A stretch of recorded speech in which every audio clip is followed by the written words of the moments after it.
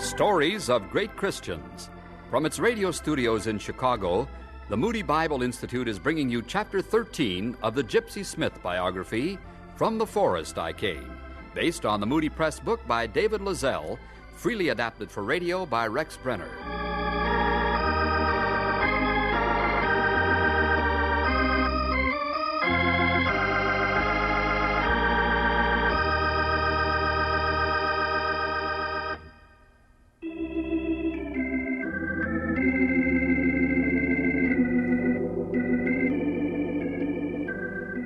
After returning from my third visit to America, I conducted a mission in Scotland, this time in Glasgow, in September of '93. As the campaign drew to a close, my friend, Mr. J.L. Byram, brother of B.F. Byram, who had underwritten my first visit to America, suggested that I take a tour around the world, concentrating my evangelistic efforts in Australia. Most generously, he bought my ticket for the entire trip. Accordingly, I sailed aboard the liner Rome in April 1894. I passed a dreary, profitless 5 weeks on the sea, relieved when, on May 22nd, our boat docked at Adelaide, Australia. After an icy reception at the Methodist General Conference and a stern rebuke at the Peary Street Church in Adelaide, I presented my credentials to a Mr. Lloyd, minister of the Archer Street Methodist Church. One of his leading laymen, Mr. Drew, was also present. Pastor Lloyd, seated in the massive leather chair of his mahogany-panelled study, scanned my letters of introduction. His brow drew into a disapproving frown. Finally, he glanced up, studied me, aloof, detached. Ill at ease, I shifted in my chair. You appear a bit of a paradox, Mr. Smith. Your credentials as an evangelist are most impressive. However, I'm a bit surprised that before traveling all the way to Australia, you or your agent didn't first contact our Methodist Mission Board to inquire whether your style of evangelism would be acceptable here, and if there was a need. There is a need, Mr. Lloyd. As long as there's one lost soul, one person on earth unsaved, there is a need. Australia has many competent evangelists Who wisely plan their itineraries in advance. Gentlemen, I came to your country in the manner which I chose. Good. We trust you'll find Australia hospitable. May I suggest that you visit the Methodist General Conference? It's in session now, and their secretary is... Treated me coldly. Yes. You were there? I was. But I did learn more about your well-known Wesleyan evangelist, Thomas Cook. Oh, he's the pride of Australian Methodism. Just left to conduct missions in some of our inland towns after a month's great campaign at Peary Street Church, right here in Adelaide. Is that I also learned. In fact, I paid a visit to the Peary Street Church, talked to the superintendent minister. Oh, Mr. Grover, such a warm, loving person. To me, no. I've been told that many persons found Christ during the campaign. It occurred to me that it might help strengthen their faith if I were to conduct a series of follow-up meetings.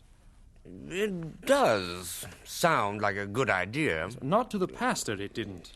We at Archer Street Church are disappointed, too, that Mr. Cook cancelled his engagement here and went inland to preach. That I was also told. With your indulgence, gentlemen, I'd like to perhaps ease that disappointment a bit by offering my services to conduct a campaign in lieu of Mr. Cook. Now, I may not be able to fill his shoes, but I'm You just said it, Mr. Smith. You couldn't fill his shoes. Our people were very upset at Mr. Cook's cancellation, and I strongly doubt that you would do as a replacement. Mr. Lloyd, I'm no fraud, no adventurer. Give me a chance. God is able. Now, let's pray about it. I'm sure that if it's God's will for me to conduct a mission here, he'll reveal it to us. Mr. Smith, I've already given you our answer. The congregation at Archer Street Church would not accept you. Let's telegraph Mr. Cook. Lay the situation before him. Whatever he decides, we'll accept as God's will. Mr. Smith, it's not the responsibility of an itinerant evangelist to make such a decision for our church. I agree with Pastor Lloyd that to risk... I suggest, Mr. Smith, if you wish to preach in Australia, that you go to Melbourne and contact the Forward Movement. Perhaps they'll allow you to conduct a mission there. If that's fruitful, we'll consider inviting you here. No. No, absolutely not. My mind's made up. I'm going to preach in Adelaide if I have to preach in the street. And if my own Methodist church won't have me, there are other churches that will. Now, perhaps you know Samuel Way. The Samuel Way? The Chief Justice? Yes. You've heard of him? I know him. Where? Know him? Yes. I also know he holds the highest legal office in Australia. True. But how did you happen to Right meet... now, gentlemen, I feel we didn't just happen to meet. God must have known the kind of reception I'd face here. As a matter of fact, I met Samuel Way at the Ecumenical Methodist Conference in Washington back in 1891. Chief Justice Way is not even a Methodist. He's a member of the Franklin Street Bible Christian Church. That I know, and I also know that his church is open to me. Well, then why did you come here first? Because I wanted to give my own denomination first consideration of my ministry.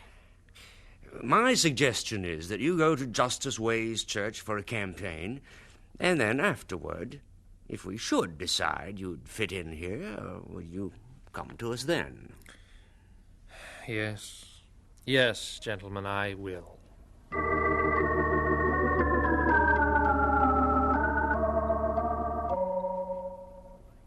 It was a delight to be reunited with my old friend, Samuel Way, and humbling to witness the moving of the Spirit during the 10-day mission at the Franklin Street Church.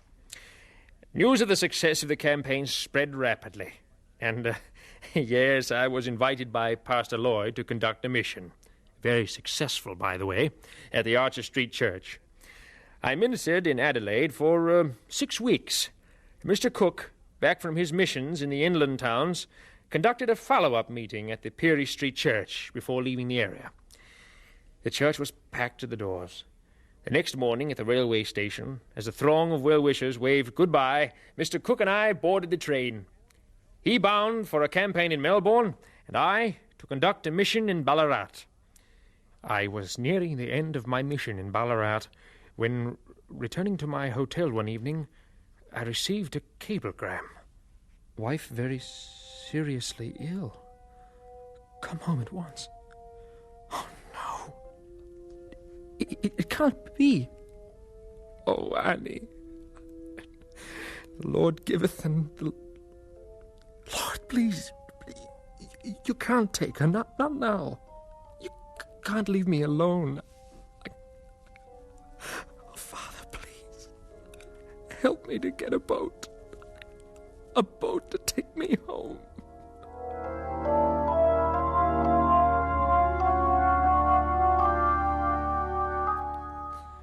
But it was 3 weeks, an anguishing 3 weeks, before a boat that would bear me to England was to sail from Sydney.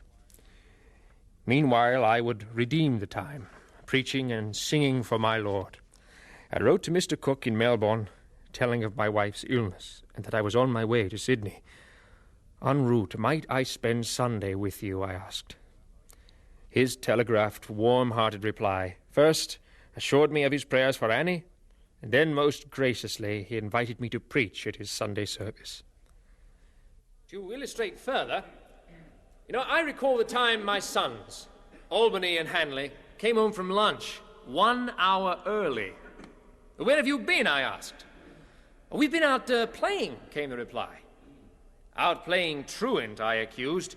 You must be punished. I dearly love my boys, and as a young father I knew little about punishment, but I said, each of you must go up to your room for the rest of the day. You'll have bread and water for supper. Well, the boys walked across the room, Albany singing, "We'll work and wait till Jesus comes."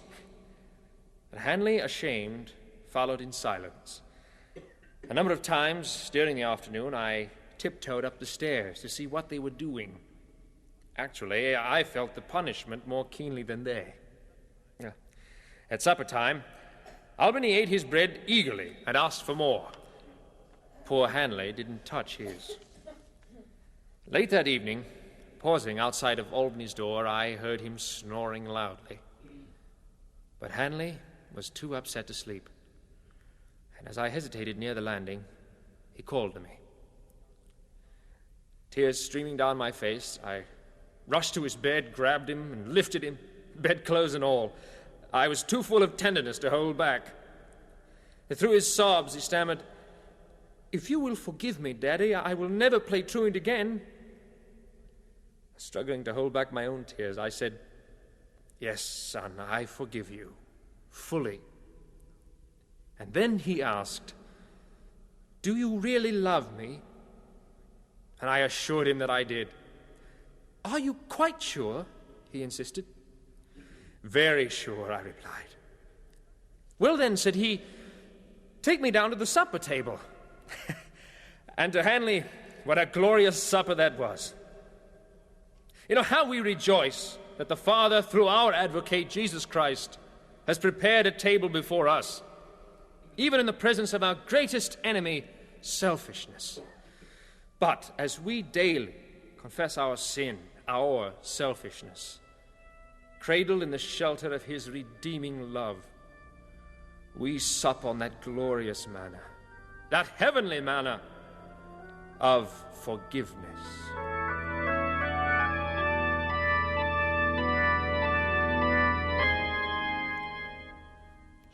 At last, from Sydney, I boarded a ship bound for England. Oh, God, I prayed, let me find Annie alive when I reach home.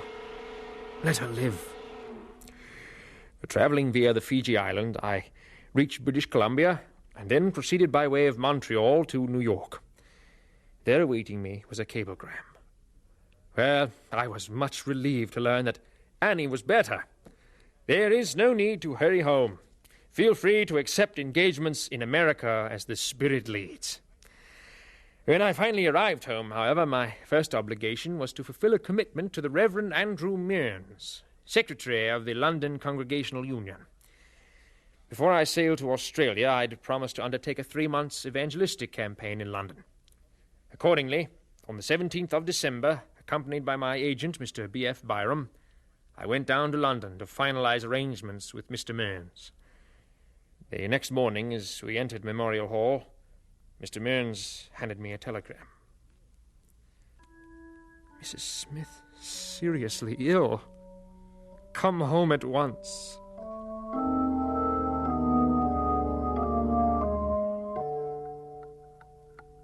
Dr. Larkin, you're worried. Now, what's wrong? I honestly don't know. You may as well face it, Gipsy. Barring a miracle, I don't think she'll make it. She's very weak. But there must be some treatment, something you could do. Medically, humanly, I've tried everything I know. We can only pray. Yes, prayer. Prayer is God's greatest medicine. He is able. Oh, it's late. I'd better go get some rest. Yes, you're right. I'll stop back in a few hours. Good. If you need me before then, send for me. Thank you. Thank you, Dr. Larkin. Oh, Lord. Thank you for the beautiful years. The years with Annie. The Lord giveth, and the Lord... Father. Now I yield Annie to Thee. But if it be possible, Lord, let this cup pass. Nevertheless, not my will, but Thine be done.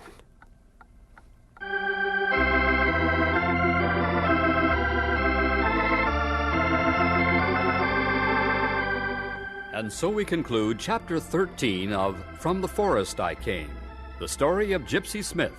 This is another in the series, Stories of Great Christians, produced by the Department of Broadcasting of the Moody Bible Institute in Chicago.